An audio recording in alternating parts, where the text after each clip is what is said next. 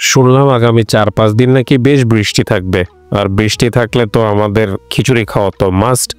তো আমার খাওয়া 3টা বেশ পছন্দের খিচুড়ির ভিডিও একসাথে করে আপনাদের সামনে দিলাম।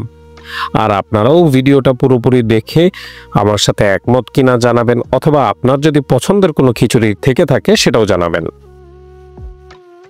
কয়েকদিন আগে গিয়েছিলাম কুমিল্লার মিয়ামিতে, সেটার একটা বড় ভ্লগও দিয়েছিলাম, কিন্তু ফেসবুক মহাশয়ের নতুন নিয়ম অনুযায়ী সেটা আর বেশি মানুষের কাছে পৌঁছাচ্ছে না।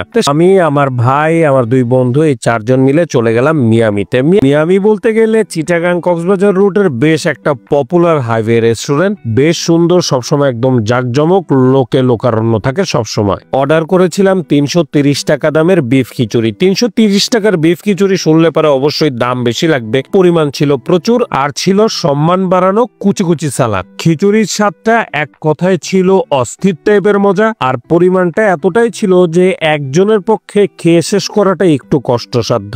আর খিচুড়ি খাওয়ার পরে এদের অসাধারণ মিষ্টিগুলা 100% একবার ট্রাই করাই যায়, তবে এদের সার্ভিসটা কিছুটা ধীর গতির, ওটা একটু দ্রুত করতে হবে। ঘটনাক্রমে গিয়েছিলাম কারণ বাজার কুকার 7 রেস্টুরেন্টটাতে। অনেক পুরানো একটা রেস্টুরেন্ট, বেশ রেকমেন্ডেশন আসছিল। রেস্টুরেন্টের ভিতরের পরিবেশটা বেশ টিপটপ, বেশ ডিসেন্ট, সাজানো গোছানো। লাঞ্চের সময় মোটামুটি 20-30 জন তো একসাথে বসতেই পারবে।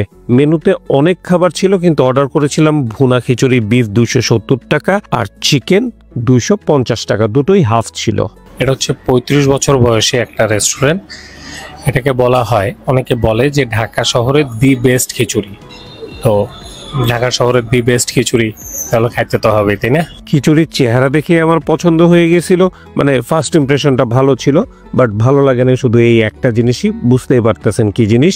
আর খিচুড়িটা আমরা 2 ভাগে নিছিলাম, মানে বিফ খিচুড়ি চিকেন খিচুড়ি দুইটাই নিছিলাম, মানে হাফ হাফ করে নিছিলাম আমি আর ইমন। এক কথায় ফাটাফাটি। আপনি যদি খিচুড়ি প্রেমিক হয়ে থাকেন, আমার কাছে মনে হয় আপনার কাছে এই খিচুড়িটা ফাটাফাটি লাগবে।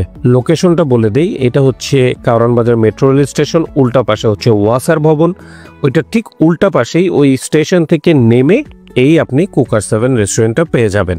আমি 100% রেকমেন্ড করব, একবার আপনি ট্রাই করতেই পারেন, আর ট্রাই করার পরে কেমন লাগলো অবশ্যই জানাবেন। ঢাকার বেশ লিজেন্ডারি একটা খিচুড়ি হচ্ছে ঘরোয়ার খিচুড়ি, আর এই খিচুড়ি খেতে গিয়েছিলাম আমার সব সিনিয়র কলিগ, অর্থাৎ আমার সেকেন্ড হোম অফিস কলিগদের সাথে। তো আমার ব্যাংকের একটা ক্যাম্পেইন ছিল, মানে আমাদের ব্যাংকের স্কুল ব্যাংকিং ক্যাম্পেইন ছিল। ওইটা শেষে আমাদের বড় এক ম্যাডাম, আমাদের সিনিয়র ম্যাডাম এখন আমাদেরকে খাওয়াবে, তো খাইতে চলে আসছি। ফাও, অনেকে বলেন না ফাও খাই, এই ফাও রিভিউ করতে আসছি আজকে। গিয়েছিলাম মতিঝিলের সুখ্যাত বিখ্যাত প্রখ্যাত ঘরোয়াতে। তাদের দোতলায় কাজ চলতেছে, এর জন্য সকল কলিগদেরকে নিয়ে আমরা নিচতলাতেই বসছিলাম। আর ঘরোয়ার খিচুড়ি বরাবরই একটু বেশি মশলা এবং তেল যুক্ত হয়, এবং পরিমাণেও দেয় প্রচুর। তাই আপনার যদি বেশি খাওয়ার অভ্যাস না থাকে, তাহলে যে শিমুল ভাইয়ের মতো সাথে অবশ্যই আমাকে নেবেন, তাহলে অবশ্যই শেয়ার করে খেতে পারবেন। আর খিচুড়ির সাথে সম্মান বাড়ানো কুচি কুচি সালাদ অবশ্যই থাকছে। ঘরোয়া খিচুড়ি নিয়ে আমার বরাবরই একটা কমপ্লেন ছিল, সেটা হচ্ছে তাদের মাংসটা বরাবরই আমি শক্ত পেয়েছি।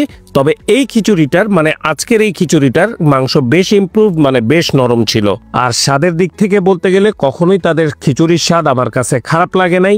স্বাদ সবসময় আমার কাছে ঘরোয়ার খিচুড়ি ফাটাফাটি লাগে। তবে আপনার যদি মশলা কম খাওয়ার অভ্যাস থেকে থাকে, তাহলে অবশ্যই এই জিনিসটা পরবর্তীতে, মানে খাওয়ার পরে আপনার জন্য একটা যন্ত্রণার কারণ হয়ে যেতে পারে। আর বহুদিন পরে মনির ইজ ব্যাক। সো আজকের লাঞ্চ আমার আরেকজন কলিগের সাথে মনিরের চা খাইতে খাইতে শেষ করলাম। আল্লাহ হাফেজ।